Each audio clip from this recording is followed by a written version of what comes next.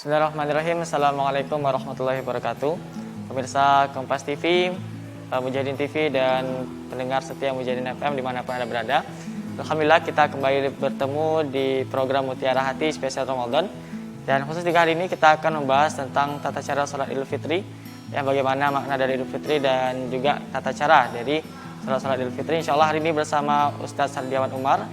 Untuk itu bagi wafilah para pemirsa tetap setia di program Mutiara Hati spesial Ramadan.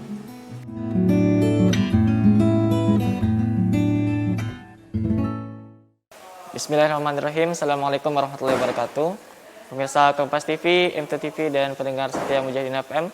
Alhamdulillah kita kembali lagi di program Mutiara Hati spesial Ramadan. Dan di hari ini insya Allah kita akan bahas tentang sholat Idul Fitri, ya. Jadi insya Allah hari ini akan dibahas bersama dengan Ustadz Sardiawan Umar yang sudah ada bersama kita di hari ini. Assalamualaikum Ustaz. Waalaikumsalam warahmatullahi. Alhamdulillah, dan hari ini kita membahas tentang salat Idul Fitri Ustaz, ya. Jadi kebanyakan terkait dengan Idul Fitri ini Ustaz, banyak dari masyarakat kita yang kemudian masih mengartikan Idul Fitri ini hanya sekedar lebaran Ustaz. Hanya sekedar hari raya saja dan hanya sekedar sebuah perayaan setelah Ramadan. Sebenarnya makna dari Idul Fitri ini seperti apa Ustaz? Dan untuk sunnah-sunnah salat Idul Fitri itu bagaimana Ustaz sebenarnya? Bismillah. Assalamualaikum warahmatullahi wabarakatuh. Alhamdulillah, syahadu an la ilaha illallah, syahadu anna Muhammadur Rasulullah. Allahumma shalli ala sayyidina Muhammad wa ala ali sayyidina Muhammad. Para pemirsa M2 TV, Mujahidin TV, Kompas TV serta Radio Mujahidin dimanapun Anda berada, terkait dengan Idul Fitri, ini adalah Id, hari raya. Fitri ini fitrah, kembali kepada yang suci. Mudah-mudahan manakala kita bertemu dengan hari raya Idul Fitri, maka kita kembali fitrah yang suci, bersih dari segala dosa-dosa yang pernah kita lakukan dahulunya, insya Allah. Ada sebuah qaul yang sering digaungkan oleh para ulama, ini dihafal oleh para santri-santri di pondok-pondok itu, bahwa sebuah qaul ini dikatakan, laisal id liman labisal jadid. Bukanlah hari raya itu yang menggunakan pakaian yang baru. Walakinnal id, tetapi hari raya itu adalah liman imanuhu wa taqwahu yazid. Dalam sebuah qaul yang lain mengatakan seperti itu. Bahwa hari raya itu adalah orang yang imannya dan takwanya bertambah, yazid, bertambah. Ya. Jadi bukan bajunya yang bertambah baru, bajunya bertambah jumlahnya, tapi iman dan takwanya itu. Maka sukses tidak suksesnya seorang itu menjalankan ibadah puasa dengan ditandai hari raya Idul Fitri bukan dari pakaiannya. Ya, bukan dari suasana di rumahnya, tapi terkait dengan ibadahnya. Manakala ibadahnya bertambah, lebih dekat kepada Allah dan tidak lagi mengulangi dosa-dosa yang pernah dilakukan sebelumnya, berarti dialah orang-orang yang betul-betul berhari raya, insyaallah. Yang kedua, terkait dengan sunnah-sunnah hari raya ini, memang ada beberapa hal. Di antaranya disunnahkan untuk mandi sebelum sholat Id. Bukan mandi biasa, memang mandi sunnah. Sama dengan sholat Jumat itu kan. Dikhususkan mandi ini untuk mandi sunnah Jumat. Kalau Id, mandi sunnah Idul Fitri. Supaya dapat pahalanya. Kalau mandi biasa ya nggak dapat pahala. Tapi kalau diniatkan mandi untuk sebelum sholat sunnah Id, maka ini mendapatkan pahala. Yang kedua, berhias diri. Menggunakan pakaian yang terbaik. Nah, ini yang menjadi dalil. Ya. Banyak orang menggunakan hadis Nabi ini, innallaha la yanzuru ila suwarikum wala malabisakum walakinnallaha yanzuru ila qulubikum wa a'malikum. Allah enggak melihat rupa dan pakaian, yang Allah lihat itu adalah hati dan pekerjaan. Enggak bisa. Untuk Idul Fitri ini memang harus disunnahkan. Nabi yang menyarankan untuk berhias diri, menggunakan pakaian yang suci, yang baik, yang bersih, yang kita punya, bukan yang punya orang lain. Ya. Ada satu ayat dalam Quran surah Al-A'raf ayat 31 itu Allah menjelaskan, ya bani Adam khudhu zinatakum. Ambillah, pakailah perhiasanmu atau pakaianmu yang terbaik inda kulli masjid. Setiap mau masuk masjid. Artinya setiap mau ketemu sama Allah. Setiap mau sujud, setiap mau sholat. Jadi sebenarnya keumuman ini bukan hanya pakai pakaian yang baru itu di hari raya Idul Fitri aja. Ini kadang-kadang orang agak kurang paham ini. Idul Fitri bagus. Sholat sunnah tuh. Idul Fitri hukumnya sunnah. Ya, pakaiannya baru, bagus, luar biasa.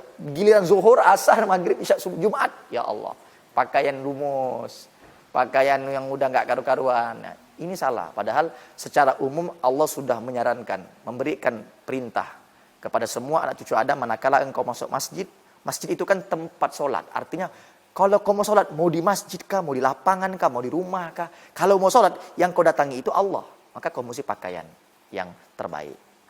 Yang ketiga, makan sebelum sholat Idul Fitri. Makan sedikit, ambil kurma atau minum. Yang keempat adalah memperbanyak membaca takbir. Walitukmilul iddata walitukabbirullah, membaca takbir. Sebelum berangkat itu, satu sambil jalan, baca Allahu Akbar, Allahu Akbar. Yang kelima, nah ini saling mengucapkan selamat. Karena ashabi Rasulullah sallallahu alaihi wasallam, sahabat-sahabat Nabi itu idal taqaw yaumul id, kalau bertemu di hari raya, yaqul, mereka akan berkata ba'duhum li ba'din, kepada kawan-kawan yang dia temui itu adalah taqabbalallahu minna wa minka. Nah, kita kan biasa tuh karena nggak ketemu musim pandemi, jadi akhirnya kita pakai chatting aja, pakai WA aja, kan chat aja, taqabbalallahu minna wa minkum siyamana wa siyamakum. Kadang-kadang begitu. Itu boleh, sunnah. Dan yang terakhir yang paling penting adalah menyelisihi tempat berjalan dari kita pergi ke masjid tadi untuk Idul Fitri dan pulangnya. Kata Rasulullah, karena Nabi sallallahu alaihi wasallam yaumul id khalafat tariq. Kalau berangkat sholat Idul Fitri itu menyelisihi jalan. Perginya jalan ini, pulang itu lewat jalan lain lagi. Nah, ini kenapa? Sebenarnya ini juga mesti kita tanyakan ketika orang sholat sunnah itu. Orang sholat sunnah itu kan kadang sekali di sini, nanti beda lagi. Nah, itu terkait dengan dalam Quran surah Al-Zalzalah. Di ayat yang keempat, yauma idzin tuhadditsu akhbaraha. Pada saat itu bumi nanti akan bercerita tentang beritanya. Kata Rasulullah, tahukah kamu apa yang akan diceritakan oleh bumi itu? Ya, kata sahabat, Allah wa rasuluhu a'lam. Allah sama Rasulnya yang maha mengetahui. Maka kata Rasulullah, inna akhbaraha, yang akan diberitakan, diceritakan oleh bumi itu adalah antashhada ala kulli abdin. Bumi itu akan bersaksi bahwa setiap hambanya ini ya pernah melakukan bima amila ala zahriha, melakukan suatu amal ibadah di atas bumi itu. Jadi amila kada wa kada yauma kada wa kada. Jadi orang ini pada hari ini sholatnya di sini lagi, di sini lagi, di sini lagi. Itulah makanya disunnahkan juga di sholat Idul Fitri, di jalan ini pernah dilalui oleh orang ini, nanti lewat jalan ini pernah juga, karena dia habis dari ibadah kepada Allah. Disunnahkan untuk menyelisihi tempat saat dia pergi dan pulangnya Idul Fitri. Iya. Jadi untuk kemudian menambah keutamaan, iya, untuk menambah bersaksi bahwa bumi itu pernah menyaksikan si fulan ini pernah berjalan ke sini dalam rangka menjalankan sunnah Rasulullah SAW. Baiklah, pemirsa Kompas TV, MTTV dan pendengar setia Mujahidin FM, insyaallah kita akan kembali lagi setelah yang satu ini. Untuk itu tetap setia di program Mutiara Hati spesial Ramadan.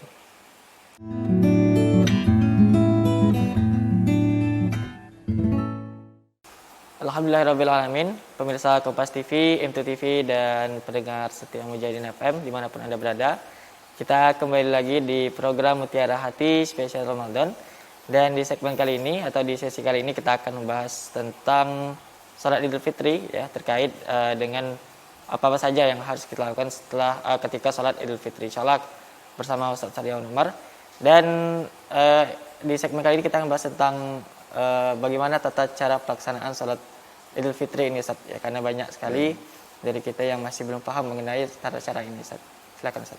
Alhamdulillah, para pemirsa Radio Mujahidin, M2 TV, Kompas TV, dimanapun Anda berada, semoga umur kita selalu diberkahi oleh Allah, ibadah puasa kita diterima oleh Allah, sampai ketemu dengan Hari Raya Idul Fitri dan dosa-dosa kita diampuni oleh Allah Subhanahu wa Ta'ala. Itu harapan kita. Terkait dengan tata cara sholat Idul Fitri, memang afdolnya sebelum dilaksanakan sholat Idul Fitri itu ada satu takmir masjid, petugas untuk menjelaskan lebih dahulu sebelum pelaksanaan. Jadi disampaikan, Bapak Ibu, ini kita sedang akan melaksanakan sholat Idul Fitri. Maka tidak ada salahnya kita untuk menyampaikan kembali, karena ini sholat hanya setahun sekali. Mungkin ada di antara kita yang lupa ya dari tata caranya atau niatnya, maka disampaikan kembali. Itu yang idealnya begitu, ada takmir masjid lah yang menyampaikan bahwa tata cara sholat Idul Fitri sampaikan. Sholat ini hukumnya sunnah, sunnah muakkad, sunnah yang dianjurkan. Ya. Kemudian sholat Idul Fitri ini dilakukan bisa sendiri, bisa secara berjamaah. Kalau dilakukan secara sendiri, misalnya di masa pandemi gitu ya, Nah, ini dilakukan tanpa khutbah.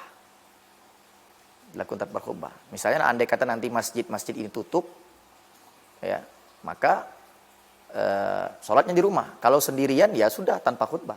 Tapi apabila sholat ini dilakukan secara berjamaah, ya, biar 2 orang atau 3 orang, itu harus ada khutbahnya. Ya, harus ada khutbahnya. Nah, sholat ini bisa dilakukan di masjid, sunnahnya, afdolnya, atau di lapangan terbuka.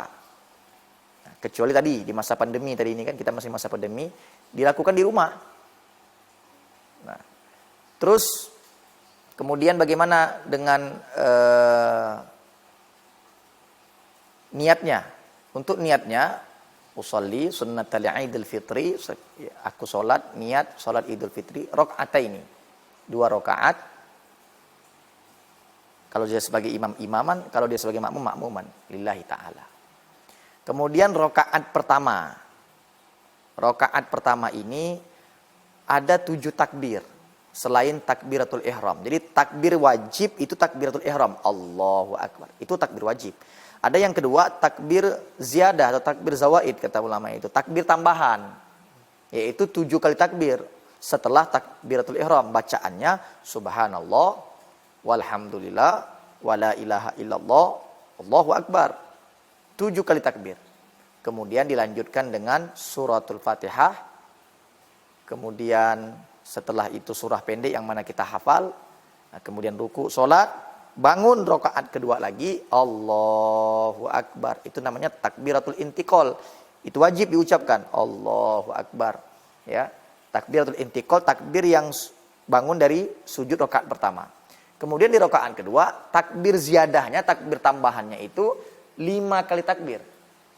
Subhanallahu akbar, subhanallah, walhamdulillah, wala ilaha illallah, wallahu akbar. Allahu akbar. Sampai 5 kali takbir, habis itu baru Al-Fatihah, kemudian diakhiri dengan salam. Nah, lalu bagaimana kalau seandainya makmum itu datang sudah Fatihah, ya, nggak ikut takbir tadi ini, maka mazhab Imam Syafi'i mengatakan tidak perlu diulang takbir itu karena hukumnya hanya sunnah, sebagai tambahan saja, ziyadah kan. Jadi ketika dia datang baru takbiratul ihram Allahu Akbar, imam sudah baca Fatihah, maka tidak perlu kita. Walaupun ada madhab yang lain, sebagian kecil ulama mengatakan tetap boleh diulang, tapi mayoritas jumhur ulama mengatakan tidak perlu karena itu hukumnya sunnah. Jadi begitu imam sudah baca Fatihah, tidak perlu kita lagi tambah. Kalau emang kita datangnya sudah telat karena ketinggalan dari takbir tadi itu. Nah, kemudian kita makmum mengikut saja, dan setelah itu jangan lupa ada khutbah. Ada khutbah Idul Fitri. Saya kira itu tata cara sholatnya. Jadi untuk 7 sama 5 takbir itu tidak termasuk sama takbiratul yang wajib itu? Iya, takbir wajib itu ada 2. Takbiratul ihram di rakaat pertama, takbiratul intiqal di rakaat yang kedua. Nah, kemudian takbir sunnah, takbir ziyadah itu adalah 7 kali takbir di rakaat pertama, nanti dibaca atas kalimat takbir itu subhanallah walhamdulillah wala ilaha illallah akbar. Kemudian di rakaat yang kedua 5 kali. Nah, itu takbir ziyadah, takbir tambahan. Kalau makmum tidak dapat, maka tidak perlu menambah karena hukumnya sunnah. Misalnya dia datang sudah imam membaca suratul Fatihah. Baiklah, itu dia pembahasan mengenai tata cara sholat Idul Fitri. Insya Allah kita lanjutkan lagi setelah yang satu ini. Para pemirsa Kompas TV, MTV dan Mujahidin FM, kita akan kembali setelah yang satu ini. Tetap setia di Mutiara Hati spesial Ramadan.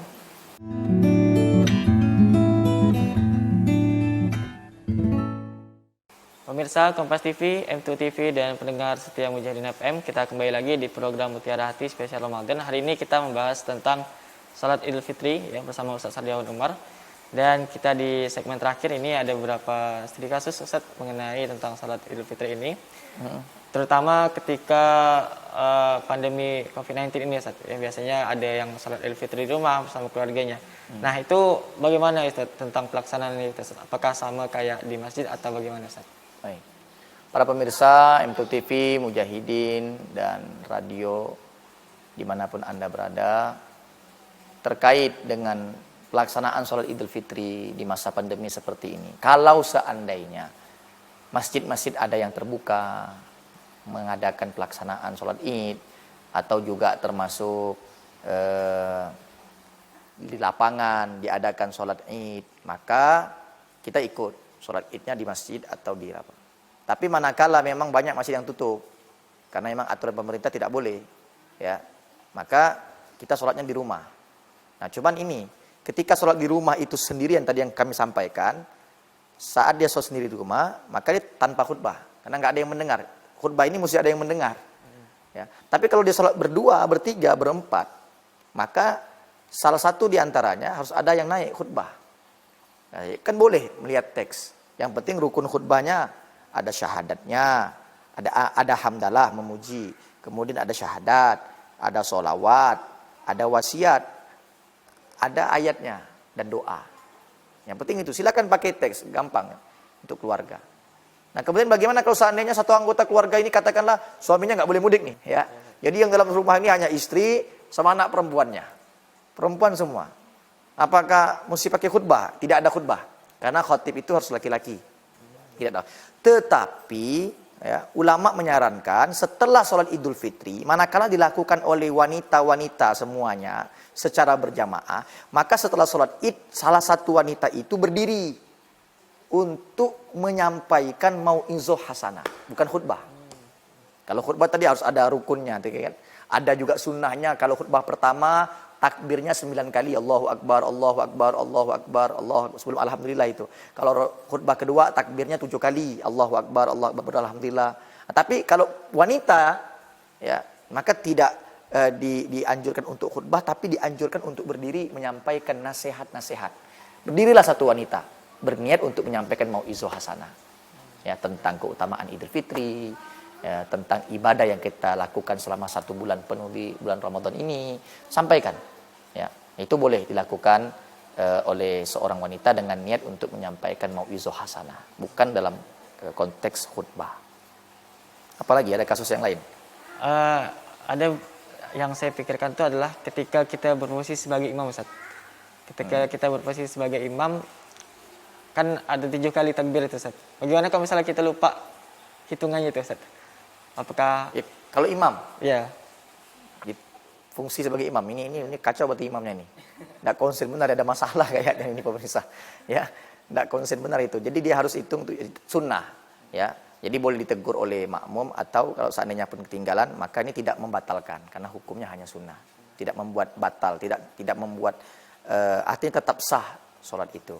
Nah, begitu juga makmum. Kalau masbuk, ya, kalau tadi kita jelaskan kalau masbuknya takbir, maka imam sudah baca Fatihah, tidak usah lagi takbir tambahan, langsung dengarkan baca Fatihah.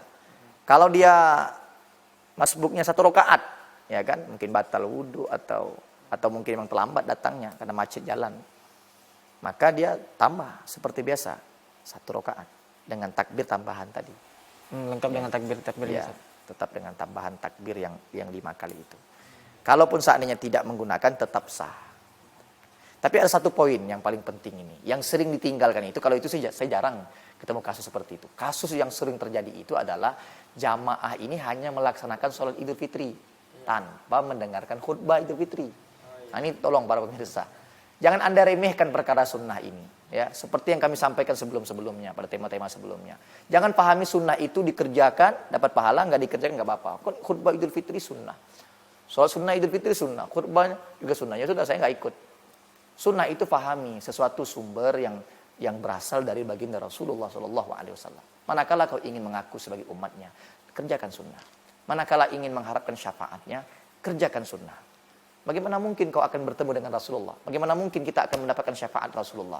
Kalau seandainya perkara yang sunnah aja kita nggak kerja. Rasulullah itu sudah dijamin masuk surga. Jangankan yang wajib, yang sunnah dikerjakan. Luar biasa. Ya, apalagi kita ini yang bukan Rasul, bukan Nabi. Amal ibadah kita bahasanya masih belang-belang kambing gitu kan, belum sempurna lah. Maka untuk menyempurnakan amal-amal kita ini mesti dengan perkara-perkara yang sunnah. Termasuklah saat Idul Fitri.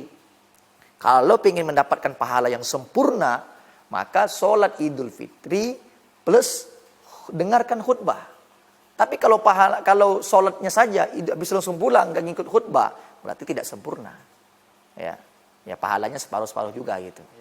Nah, ini penting ya bagi kita karena Rasulullah sendiri yang menyampaikan, hatta wanita-wanita haid disuruh ikut. Ngapain? Ikut apa itu? Bukan ikut sholat kan? Kalau sholat jelas nggak boleh. Wanita haid, tapi ikut dengarkan khutbah. Ini aneh.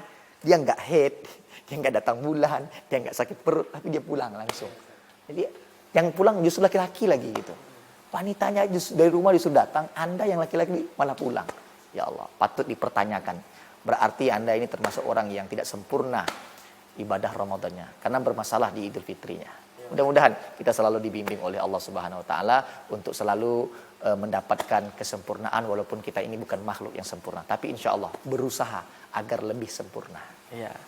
Baiklah pemirsa Kompas TV, M2 TV dan pendengar Mujahidin FM, demikianlah pembahasan kita mengenai salat Idul Fitri ini. Syukran jazakumullah khair Ustaz atas pembahasannya atau penjelasannya. Kita akhiri ya dengan menutup membaca alhamdulillahirabbil alamin dan dalam penutup majelis subhanakallahumma bihamdika asyhadu an la ilaha illa anta astaghfiruka wa atubu ilaik. Assalamualaikum warahmatullahi wabarakatuh. Waalaikumsalam warahmatullahi wabarakatuh.